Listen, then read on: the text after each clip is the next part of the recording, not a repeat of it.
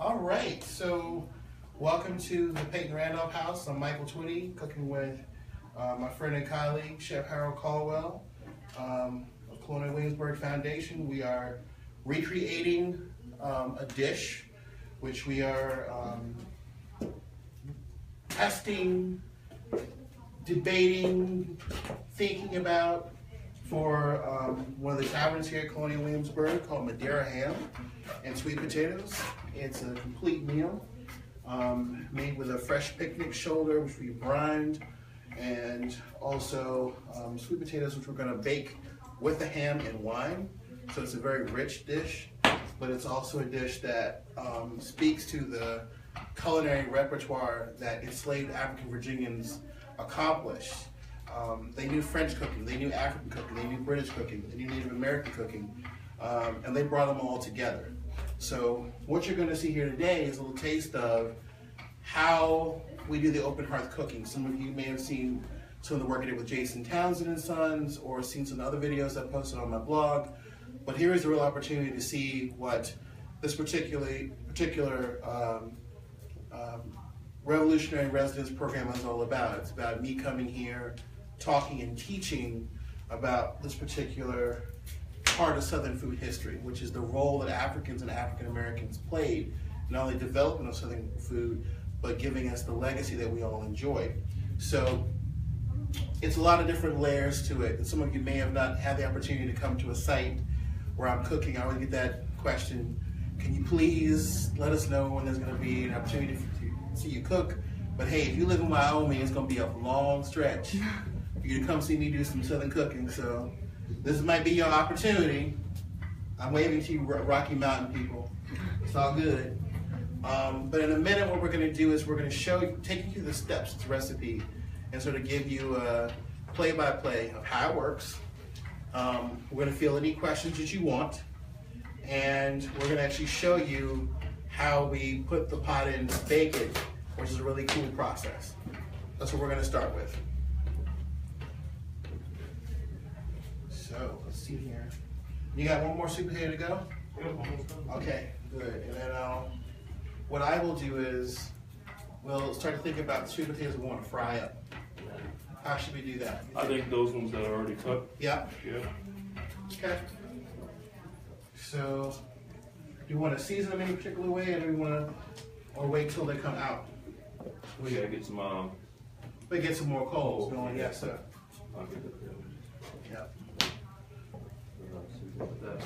We can put that on the burner right here. Mm-hmm. So you want to go ahead and put it on? Yeah, and I'll go ahead and get the coals out as soon as I finish this last group. Okay. It should be good. Smart.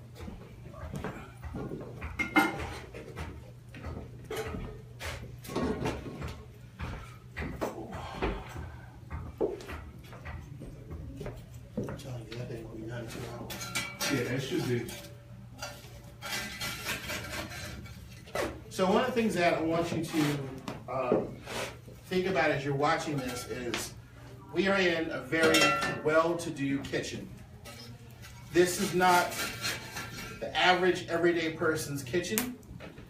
That is to be glaringly clear from the amount of stuff behind me. Not everybody's going to cook this way. Everybody's going to live this way.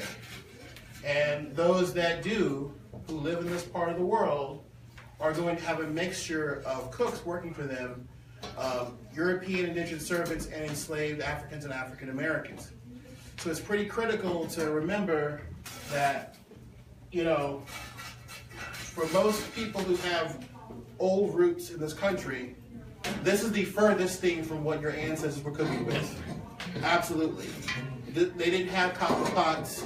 They didn't have Turk's heads, which is what they call that, unfortunately, which is used for making pastry and pound cakes. They didn't have porcelain in their kitchen and tons of pewter. And if they did, it was their most prized possession. So this is my favorite kitchen to work in because obviously this is like the, you know, Martha Stewart kitchen of the 18th century, right? All the gadgets are here, and we have, you know, all the little Julia Child elements. going on. Although we never get to touch the copper, which is sad, boo-hoo. But I'm happy with cast iron. I don't want to poison anybody or kill anybody, at least not today. I just admit that I did. So, but, you know, this is what it's like. I want to point out something to you, and that is, this is sugar. This is a cone of sugar.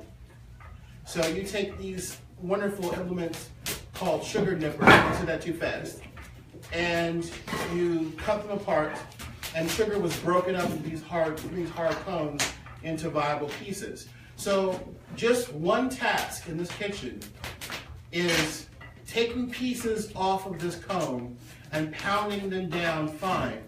So there's no such thing as reaching into a little bowl with packets or a little sugar bowl. Someone has to do that.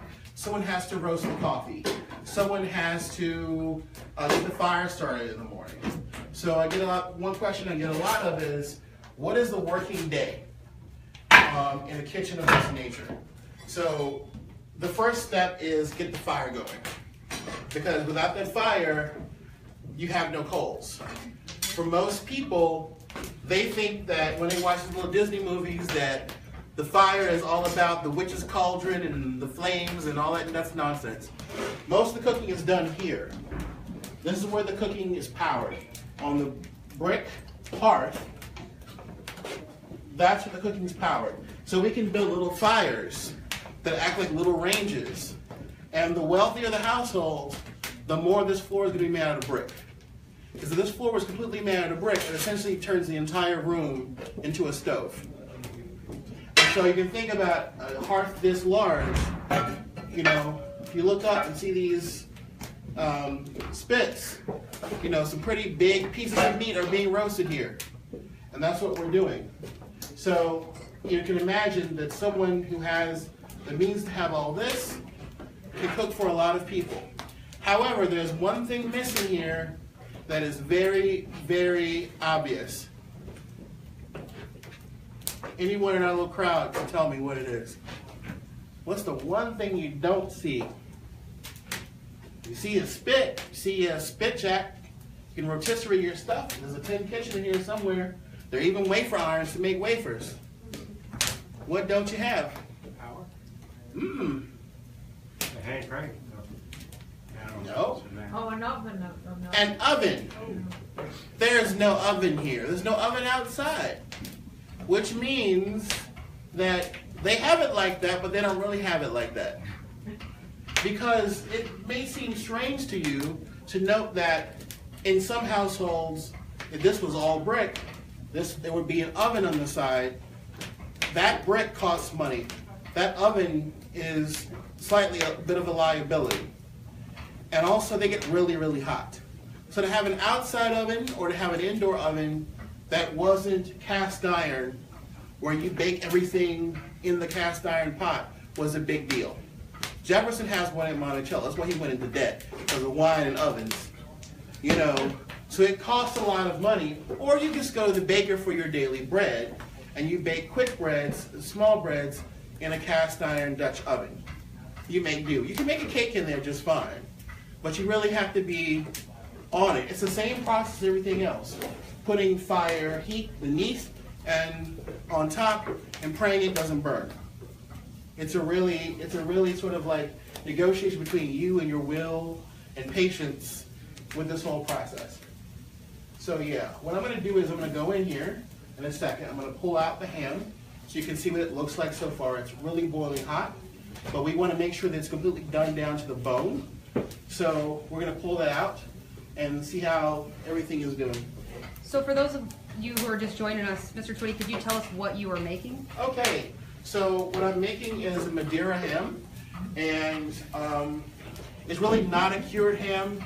It's more just it's like a nickname. It's a picnic shoulder, and it's basically boiled in a stock.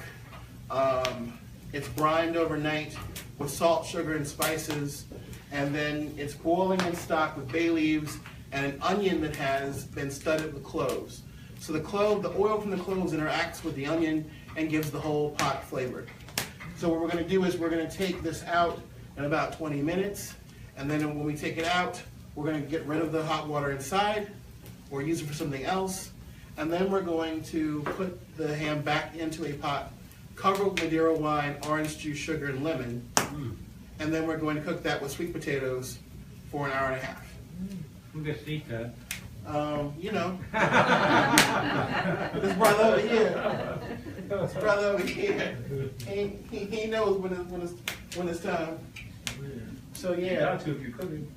If you don't know what time to eat and you're cooking, that's So I got to do this carefully because we have hot oil beneath it, but you can Yeah. see it's already cooking. See some of the carrots are in there, but that's still not done to the bone. So what we're going to do is put it back. How can you tell? You know, Harold, how do you know stuff is done? Use your powers of observation, sight, smell, touch. Sometimes just putting the fork in, you know, just by how it feels that it's done. Or just putting the fork in and moving some of that meat off. That meat lifts off. Right. The indication that, you know, you're doing pretty good to get down to the bone. There's a little bit of slippage at the end, but not here, Right. which tells you that it's not. Right, where like it if you needs put to it, be. if you insert that knife or that fork down in that meat, and it goes all the way into that meat, that's a pretty good sign it's done. But if you perforate that meat and you stick it in and you start getting some resistance, that's a good sign that it still needs some time to, you know, to cook. We'll test this fire. It's heat. You think it's ready I enough? just put some pepper in. I think so. I mean, it'll get up fried. It's not going to be like a deep fry. It's Yeah, gonna that's it's gonna sizzle, which means it's probably ready. Yeah. What are you cooking in the pan? So, in this particular spider, we're going to fry sweet potatoes, and we're going to season them up after the fact, but pretty much do it this way, just to give you a little bit of taste of the different methods people would have used to prepare sweet potatoes. Now, one of the things that we were saying before we went live is that the sweet potatoes that we have today, Beauregards, Puerto Ricos, garnet yams, are really, we know them as orange. We know them as a beta-carotene rich food. And they weren't really that orange back then. They were mostly dry, starchy, and they liked them that way. It's because they were meant to be, for at least people of African descent, a substitute for the tropical yam. And so the varieties that they favored were less like the sweet potato, which had already been introduced to West Africa, but more like the yam they knew in West Africa. And so it makes a comparable sort of fufu or mashed vegetable product that was the staple of West African cuisine. But they're also eating this number two, and what they're doing is they're putting in, you know, sweet spices, sugar with it. In the West Indies, when people went to work in the cane mills, it was an extremely dangerous job.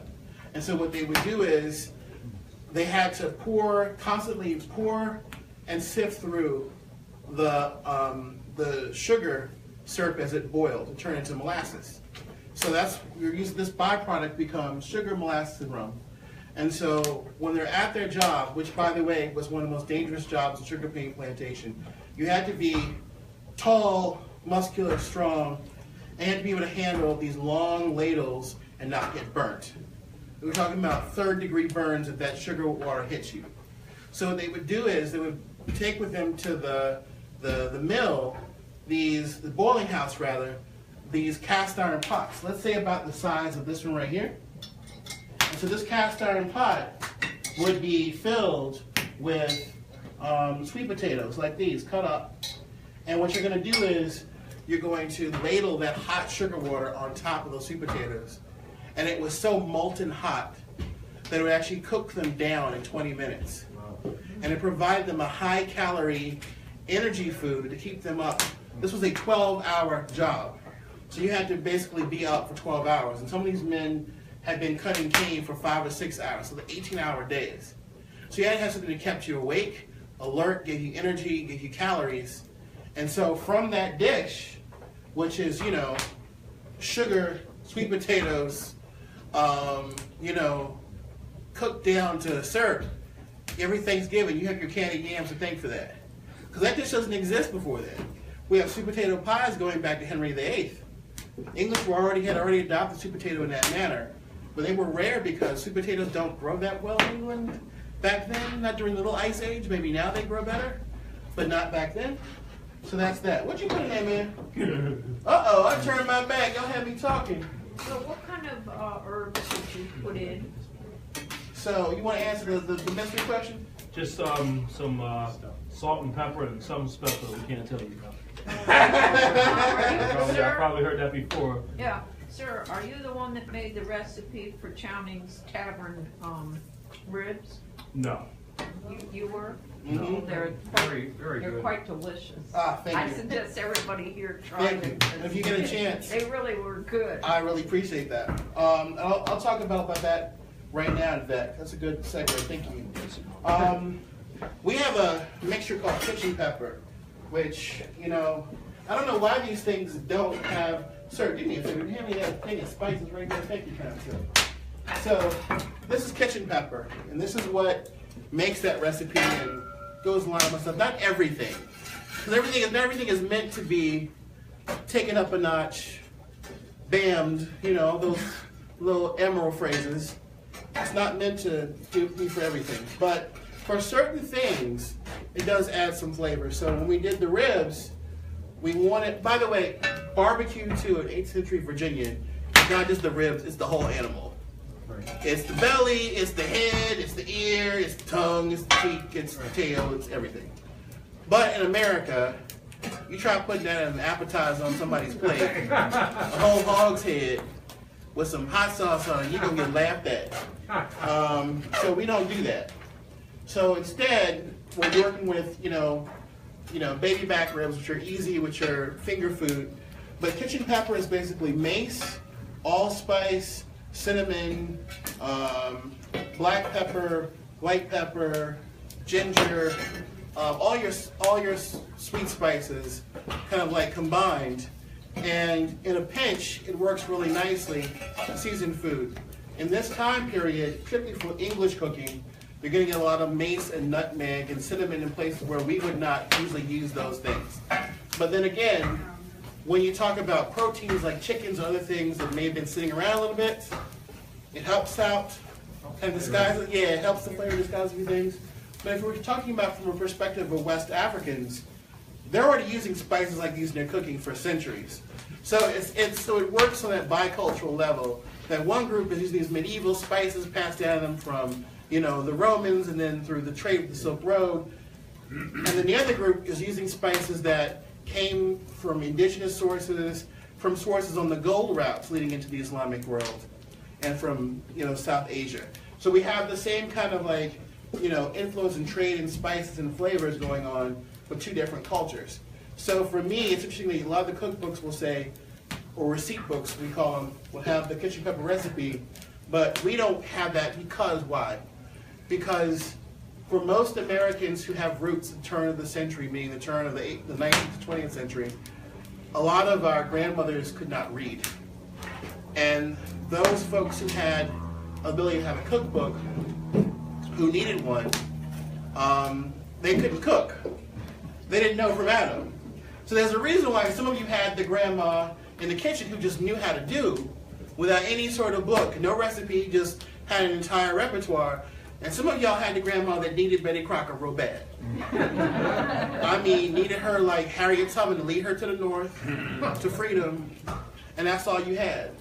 But the bottom line is, for a lot of those early cookbooks, and a lot of them are associated with a company like baking powder or coffee company, there's a reason why there was no such, there's no such thing as a Julia Child 2-volume French cooking, because that's not practical. People either know how to cook or they don't. There's no need to write down recipes because there's a certain family structure where things are passed down. But as those social structures change, cookbooks become the archive of our culinary memories. And so these early Southern cookbooks are about the fact that Southern white women had to learn how to cook after the Civil War. And so what their mothers and grandmothers are doing are writing down the recipes, both passed down by their mothers and the mothers of the enslaved people who are living in community with them on farms and plantations. And they're not always going to get credit for those recipes. Sometimes they will say things like, James's snow eggs, that's Thomas Jefferson. Sometimes they'll say things like, Aunt so-and-so's, But that, you know, that's not a white person. They're talking about a person of color. When they say Mrs. So-and-so's, you don't know if that's Mrs. So-and-so's recipe or the black man or woman who cooked for them. But for the most part, it's a mixture of family recipes passed down from both parts of Southern communities. When it comes to other folks, remember you have a lot of women who are Irish who are domestics, and they are not used to cooking outside of that rural Irish country cooking, which is very simple, very basic. So how do you teach these women who are coming from Europe, who are immigrants, who are domestic cooks in Boston or in New York or Philadelphia, how to cook? You give them very simple recipes. Same thing with African American women who are learning how to cook in Tuskegee or any sort of normal school, where they're learning how to become domestic. Simple recipes they can follow, they can duplicate over and over and over again. So this is basically a way of teaching women of color, immigrant women, how to perform that duty. Yes, sir. Wait, you talk about the potatoes the sweet potatoes in terms of the kind they grow in Africa. Yes. I mean, there's a question which really is a more general question, but did they find the same type of sweet potatoes here, or did they have to modify the recipe according to what they found here? A little bit of both. A little bit of both. So there's a sweet potato that actually comes from West Africa to America, but it doesn't show up until after the Civil War. And it's from the empire of Dahomey, which is now the nation of Benin. For example, sorghum. The sorghum that most Southerners grow didn't come from, I've heard all kinds of weird stuff, like the Native Americans had sorghum. No, they didn't.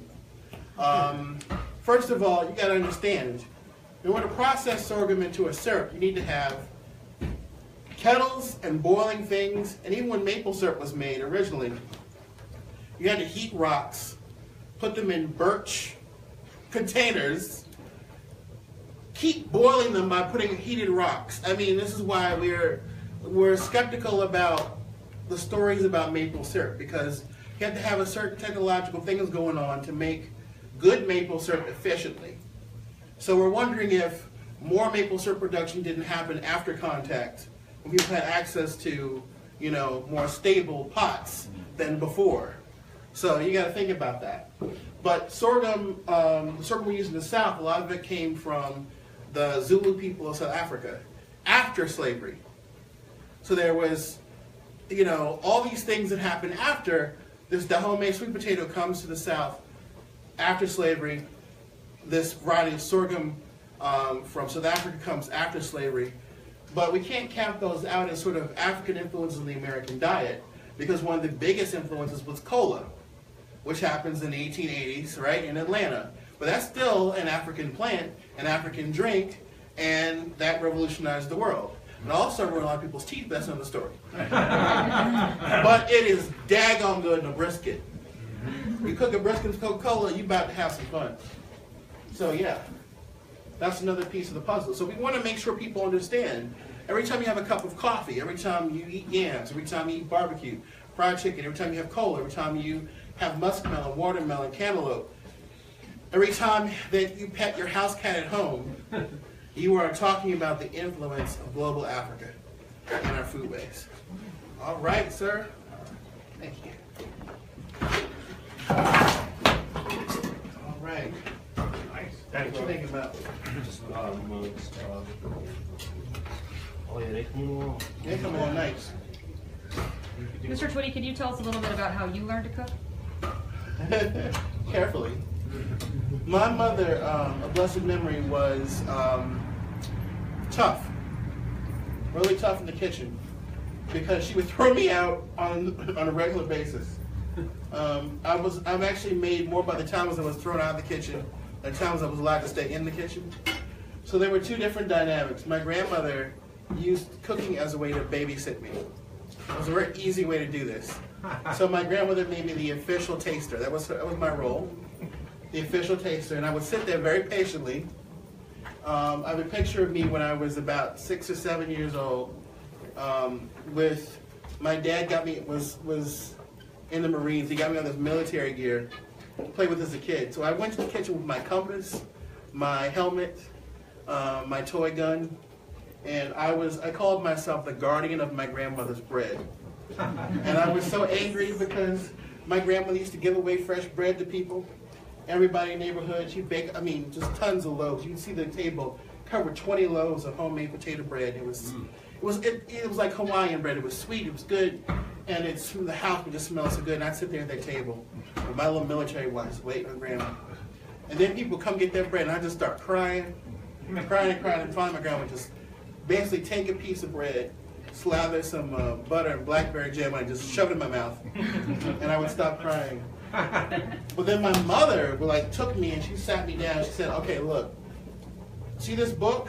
See all these culinary terms in this book?" And she says, "You have to write them all down."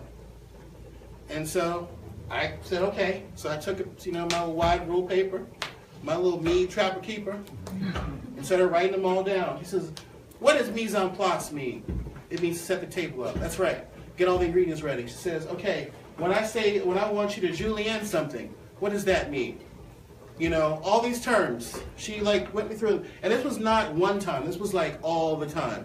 I would sit at that table, and she would drill me in every single thing about cooking. She says, "What about dry measure versus liquid measure?"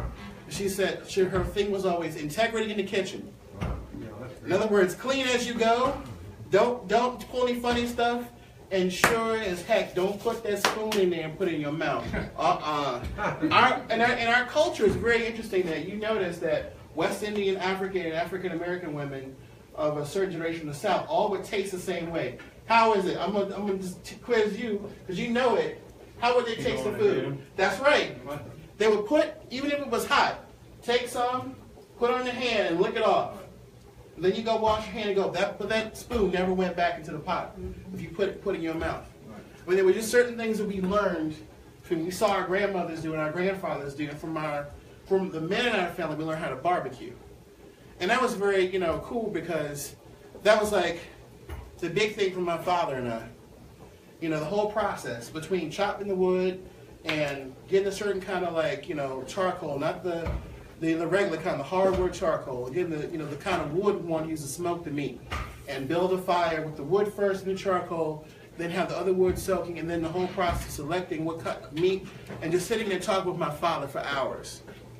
This is a very, big, I don't mean to genderize the food too much, but it was a very masculine part of Southern culture, the barbecue. And a great deal of pride that my father had in me for the meat looking just so and tasting just so and all of that. So we really, it's multiple. My uncles cooked and baked. My aunts were incredible cooks. Everybody in my family knew how to cook something really well. Except for one relative who shall remain nameless, who once tried to make my grandmother's cream corn from scratch. And she put something in it she should not have put in it. She saw my grandmother cooking. My grandmother used to use that browning liquid for certain gravies and stuff, only a little bit. So she saw her with the browning liquid on the stove, and saw her making this homemade cream corn. Fresh corn off the cob, sugar, a little bit of starch, let it. She put the browning liquid in the cream corn. I said, you know what? You best take that away from her before she puts the fried shrimp in the Afro machine. She's gonna think she fit to kill somebody. Don't let her do that. We ain't got that much insurance in this family. Do you have a cookbook? Do you have a cookbook? I did a cookbook many years ago, independently written, called Fighting Old Nep. I'm working on my time for a plug. My first book is finished with HarperCollins, where it's coming out in August, called The Cooking Gene. And it's a story of my family history told through food, from Africa to America, from slavery to freedom. So it's culinary history told through an American family's history. With recipes? With recipes, but not as many as there would be in a regular cookbook, but that's going to happen. Cookbooks are a lot of work. Cookbooks nowadays, to make a really good cookbook, you have to have a photographer who knows how to take beautiful food photography. And not just the photography of the food, but you making it. It needs to look beautiful and almost coffee table. People expect that. But, for 150 recipes, that's 150 recipes you have to taste and test and perfect and make sure they're right. People will get after you. Reviewers will come after you. that the recipes that they test are not correct. It is they are vicious with a capital V and a capital S at the end of the word vicious. So you have to be prepared for that. But also you got to pay the person who's the food stylist to set the food up for the food photographer. Y'all see how this is going? Yeah. And so you might get a lot of money up front. Here's this massive advance. Wow! And that massive advance turns to almost nothing, but yes, because you're paying it out to everybody who's involved in that process, including your agent who takes 15%. So you gotta think to that cookbook thing. Cookbooks aren't the lucrative gold mine they used to be. Writing a cookbook for a food personality is like writing a dissertation or a paper to get tenure. It just means that you are official, you can stay in the game, you have something to say, but that's not where it's at. So that's why I didn't put my money. I wanted to do narrative nonfiction because I don't have a restaurant, but I do have a story to tell. And that story is often what sells the food on the plate. So that's, I tried to play this one smart. And that'll be for sale here at, Oh yeah, we're gonna do multiple signings here. Oh yeah. You'll be happy to know that one viewer says she's already pre-ordered it. Oh, you better go ahead. You buy one for Kwanzaa too. Hey, yeah, that's looking good, yeah. How long does it take to cook it? So right now we're not even done, and we're talking about what time is it now? 2:34. Yeah. It's 2:34 already. Yeah. So we still got some red streaking out. So we need to put that back on there. But yeah, it's gonna be a minute. It's been on what, about It's been about an hour. So These are almost done. yeah. What kind of fat do you use to cook the Do you use lard for that one? Oh, yeah. lard? It's also that Madeira. I think I smell Madeira. Yeah, you do. It's chicken salad. 2 gallons of it. It's like, We wanted to add smell vision to this, but Yeah, that's for folks who are watching on Facebook, but we didn't pay that bill yet. So next time. During the 18th century, who had the means to enjoy the means and resources to enjoy this kind of cooking you're doing right now? Most people could have had that. Sweet potatoes fried in a pan. Most people could have had that of any class. This Madeira ham is definitely the artisanship of an enslaved cook. In charge of really premium ingredients. But these are ingredients that would not have, how do I put this? This pork would not have been enjoyed the same fashion in Africa because there's not that many domestic pigs running around. But the sweet potato is eaten in sort of like this sort of almost like a rustic pole sort of way. This yam kind of eating, that's definitely not English. And yet, a lot of the ingredients in this pot, they're African, they're European, they're Native American, they're all in one pot. That could only happen in the Atlantic world at that time. It's a new thing, a new way of cooking, a new way of being. People forget this. People didn't, I know you've seen these, you go to these medieval reenactments and Renaissance fairs and all this nonsense, and you watch little Game of Thrones, which unfortunately some people in our generation think is actual history. And did I roll get caught on the Facebook Live? But no, it's not. People aren't just ripping things apart with their hands. That was a big deal for when the British, people from the British Isles encountered Africans and Native Americans going up to roast meat on a fire and taking their hands and eating it and walking off. They were like, "Whoa, that's uncivilized." Or corn on the cob. That's not something that high-class British folks did. But in the South, that became de rigueur, right? Everybody had corn on the cob. Everybody had that meat and went off and walked, and that was picnic food. Everybody had that melon and ate right then and there and threw it over their shoulder. Well, that's the kind of informality aspect that definitely got adopted from the African heritage. Those are foods that we have contributed, the Native American foods as well. But on the other side, there is also this air of deep, there's little things that you don't do. In the South, Mr. Caldwell, let me put this question in the most delicate way possible. Does another woman other than your wife make your plate? Yeah, right. She has to be your mother. If not, that's fighting words. That means nobody else in the country thinks this way.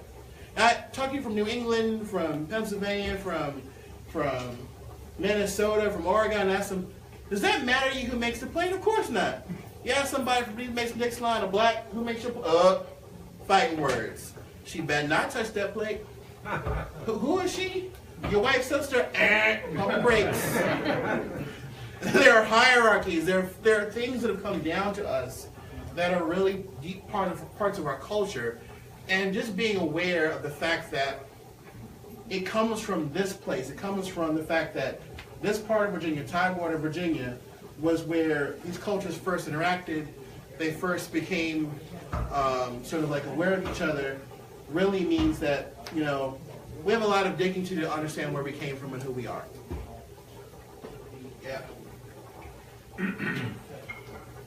I'm interested to see how this ham is boiling. It's boiling, but I know it's not done, but it's not supposed to be done. No, I mean, it takes like 2-3 hours. Yeah, it does take. So what I'm thinking about doing is,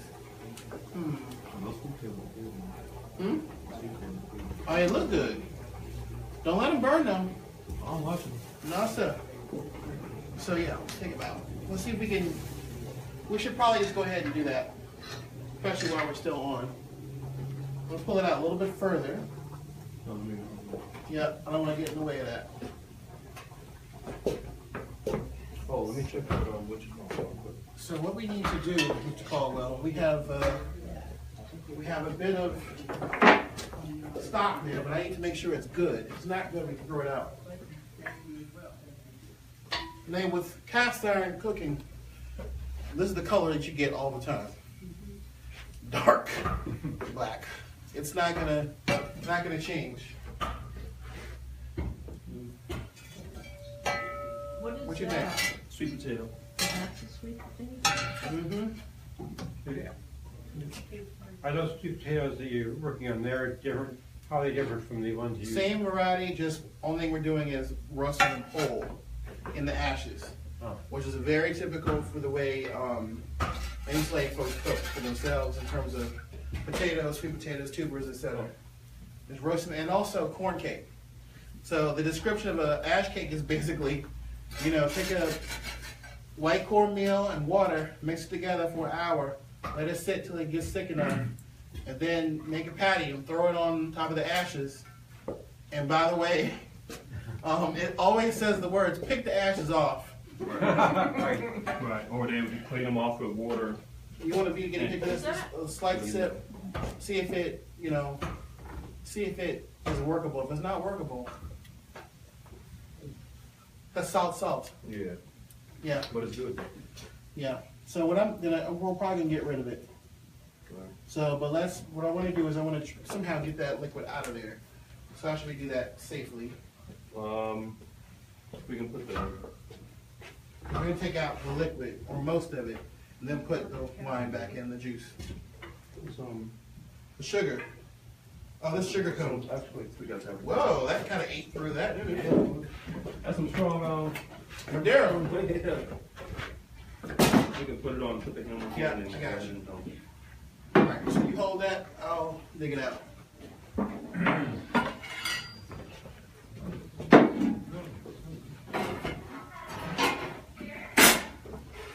You ready? I don't know, so. Mm-hmm. 1, 2, 3. All right. You got it? I got it.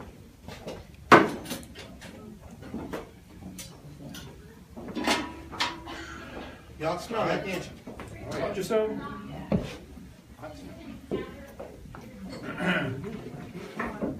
We're not even done yet. Mm-hmm. Yeah.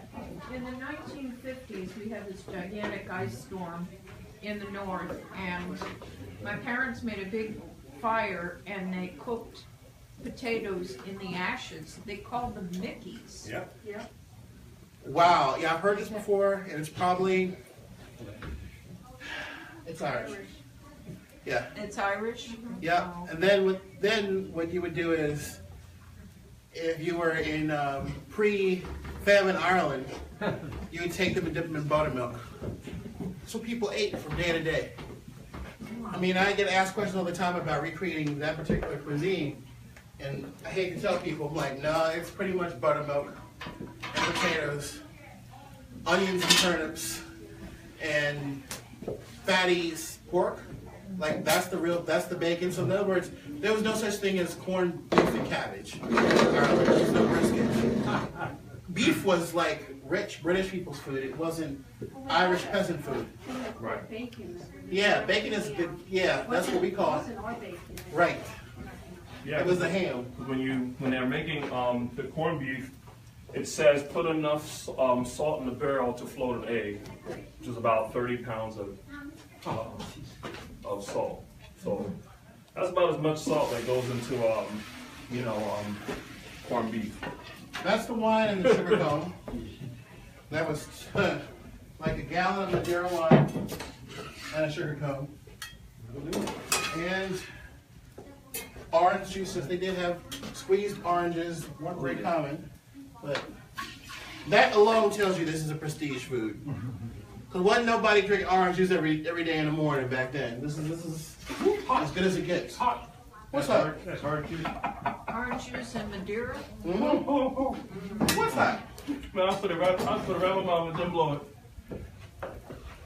Rub my tongue. You ought not do that. Raw sugar. You know you're put sugar in there. Okay, so put a little more kitchen pepper in there.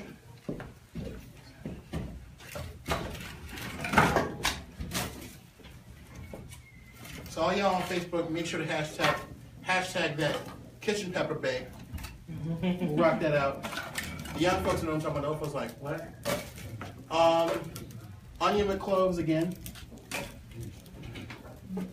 And then, there we go.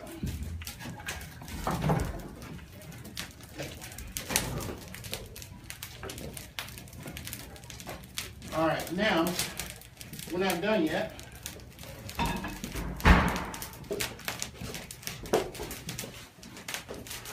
gonna take 3 of these, right? Put them in there whole. I got you. You want to do it in half? You gonna do it now? Yeah. All right, so I'll give you these.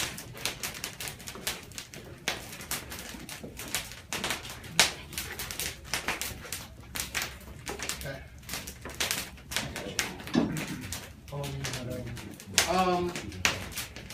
Long time. Oh, okay. We're gonna quick boil it so it'll go as fast as possible. And a little bit of lemon.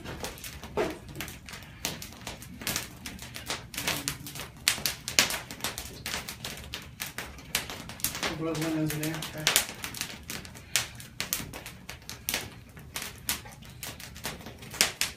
Cool. Perfect. Thank you.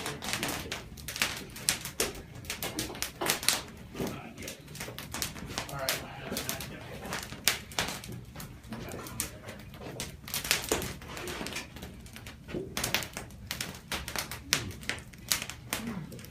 There we go. So that's gonna sit up there and boil for about half an hour. And then we're going to put it on to bake after that half an hour in the coals, and it's gonna just stay like that for as long as it takes to get completely done. And when it's done, it'll cook down to syrup basically, and it'll be very, very, very tender. But the potatoes and the meat. Yep. Is that the next recipe for the lodge or something? Well, it's for King's Arms. King's Arms. Mm-hmm. Could you tell us a little bit about the dishes you've designed for the... Right. So the Virginia barbecue, we were talking about that a little bit. Kitchen pepper, vinegar, butter, onions, little Worcestershire sauce. Things that people would sage, things people would have had in that time period that flavored meat all together.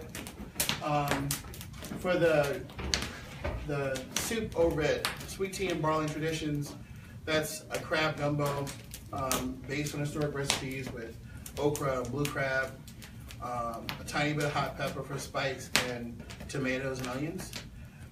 This one is the Madeira ham. Of course, we talked about that with the spices, the ham, the Madeira wine, juice, sugar, but not, it's not incredibly sweet or salty. It's actually, when it comes out, you cut it, the meat is very juicy. It's not cloying. None of the flavors that seem very strong are actually very strong at all. It's very subtle. And then we're doing a catfish chowder, southern catfish chowder for Christiana Campbell's, which focuses on seafood and fish and shellfish. We're doing a black-eyed pea soup, which is more vegetarian, for Shields, which, I always have to have a vegetarian option for people who don't do the meat thing, but it's very tasty. It's not bland at all. It's going to be sort of like incorporating all those good, fresh southern vegetables that we like to profile. But all of these dishes come out of historical documentation, recipes, and sort of an effort to recreate and reproduce this historic Southern cooking tradition that comes out of the hands of African Virginians. So to bring the education process, not only have it here, but bring it into the taverns and restaurants so people can keep learning about the influence of the past on today's food traditions. All right, yeah, it's doing good now. Well, this has been wonderful. Thank you so much. Thank you very much. Can you tell our viewers where they can also see you today? Well, they can also see me today at the Kimball Theater if you're in the Williamsburg area, or just start driving from DC now. You might just make it. You can drive up from North Carolina. You can drive down from DC. And I'll be speaking there at 5:30, doing my talk on what it means to be a culinary revolutionary. And we're going to have some fun. And hopefully next time we see each other, I have some food for you. But you just have to show up to taste it. Thank you. Thank you.